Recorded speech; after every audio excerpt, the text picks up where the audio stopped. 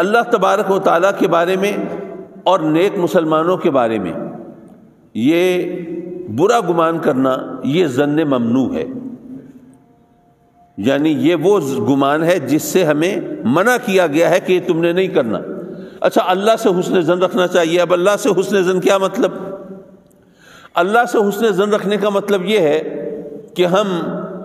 اس کے شکر گزار ہوں کہ مولا تو نے ہمیں جو بھی نعمتیں عطا فرمائی ہیں ہمارا کوئی حق تو نہیں تھا، یہ تو نے اپنے کرم سے عطا فرما دی۔ اب دیکھیے نا، ہم لوگ بیٹھے ہیں، ہمیں اللہ نے بینائی عطا فرمائی ہے، ہو سکتا ہے کوئی ساتھی یہاں پر بھی ایسے ہوں جو بینائی سے محروم ہوں۔ اب اس کو آپ اس ترازو پہ تو نہیں تول سکتے، وہ شخص اگر نابینا پیدا ہوا ہے تو ظاہر ہے کہ اس نے کوئی ایسا گناہ پیدا ہونے سے پہلے تو گناہ کیا ہی نہیں، تو وہ یہ تو نہیں کہہ سکتے کہ اس کو کس وجہ سے محروم کیا گیا۔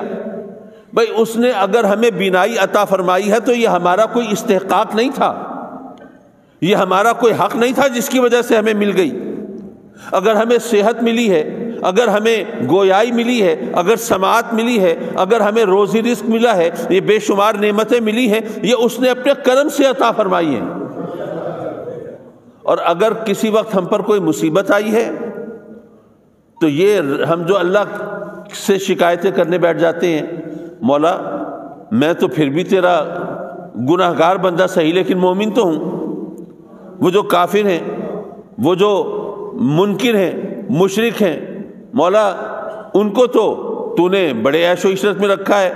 وہ چین کی بنسی بجاتے ہیں، ان کو کوئی تکلیف نہیں۔ ہم مسلمان ہو کے یہ ظلم و ستم کی چکی میں پس رہے ہیں، ہمارے ساتھ یہ ہو رہا ہے وہ ہو رہا ہے۔ نہیں، رب کے بارے میں حسن ظن رکھو کہ اس نے جو کچھ عطا فرمایا وہ ہمارا حق نہیں تھا لیکن اس نے دے دیا۔ اور اگر کوئی مصیبت آئی تو وہ ہمارے لیے بظاہر مصیبت صحیح، لیکن اگر ہم نے اس سے لو لگائی ہے، اگر ہم نے اس سے پینگیں بڑھائی ہیں، اگر ہم نے اس سے سرکشی اور بغاوت کا راستہ اختیار نہیں کیا تو وہ مشکل، وہ بظاہر جو چیز مصیبت نظر آ رہی ہے اس میں بھی ہمارے لیے کوئی نہ کوئی بھلائی کا پہلو ہوگا۔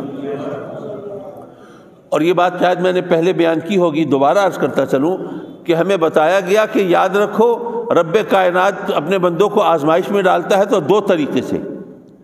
ایک ہے نعمت عطا فرما کے، ایک ہے مصیبت دے کے۔ نعمت عطا فرما کے کس طرح آزماتا ہے کہ میں نے اس کو یہ نعمت دی ہے، کیا یہ شکر ادا کرتا ہے، میرے شکر گزار بندوں میں ہے، یا یہ سمجھتا ہے کہ نہیں یہ تو اس کی اپنی کمائی ہے، یہ تو اس کا اپنا حق ہے، یہ تو جناب کسی کا اس کے لیے وہ احسان مند نہیں ہے۔ تو کبھی وہ نعمتیں عطا فرما کے وہ آزماتا ہے اور کبھی مصیبتوں میں ڈال کے آزماتا ہے کہ مصیبت آئی تو جتنی بے شمار نعمتوں سے فائدہ اٹھاتا رہا اس وقت تو اس کو شکر ادا کرنے کی توفیق نہیں ہوئی، اب ذرا سے مشکل آئی ہے تو اب شکوے شکایتیں لے کے بیٹھ گیا ہے۔ تو حضرات مکرم، رب کے بارے میں حسن ظن رکھنا یہ تو ہم پر لازم ہے، ہم پر واجب ہے، اور اس کے بارے میں بدگمانی کرنا یہ ممنوع ہے۔ اور نیک مسلمانوں کے بارے میں بھی یہ شریعت کا ہمارے لیے یہ ہے۔ اور نیک مسلمانوں کے بارے میں حسن ظن رکھنا اس کی کیا حقیقت ہے؟ مطلب یہ کہ اگر کسی شخص کے بارے میں کوئی بات ایسی پہنچے آپ تک جو اس کی برائی کے زمرے میں ہو، جو اس کے لائق نہ ہو، جو پسندیدہ نہ ہو، اس کی کردار کشی کرتی ہو، لیکن برائی کرنے والوں کے پاس اس کے لیے کوئی دلیل نہ ہو، بس ویسے ہی شروع ہو۔ جیسے ماشاءاللہ آج کل تو ہمارا یہ طریقہ ہے، دلیل کی طرف تو ہم جانے کی کوشش ہی نہیں کرتے، دلیل کون ڈھونڈے گا؟ بس کہیں سے بھی سنا، نہیں جی اخبار میں چھپا تھا، نہیں جی وہ سوشل میڈیا پہ آ گیا، نہیں جی اس نے کہہ دیا۔ بھائی اخبار میں چھپا تھا لیکن اخبار کے اندر کوئی اس کے خلاف کوئی ثبوت بھی پیش کیا گیا تھا؟ سوشل میڈیا پر آیا تھا لیکن کیا اس کے خلاف کوئی دلیل دی گئی تھی؟ لیکن بس سنی سنائی بات سن کے جناب آپ شروع ہو گئے اور آپ نے اس کی کردار کشی شروع کر دی اور اس کے بارے میں بدگمان ہو گئے اور اس کے بارے میں لوگوں کے سامنے بھی اپنے خیالات کا اظہار کرنا شروع کر دیا۔ تو اس کا مطلب یہ ہے کہ یہ آپ سخت گناہ گار ہیں اور اس شخص کے بھی مجرم ہیں اور اللہ کے بھی مجرم ہیں، کیونکہ اللہ نے روکا ہے آپ کو مسلمانوں کے بارے میں بدگمانی کرنے سے۔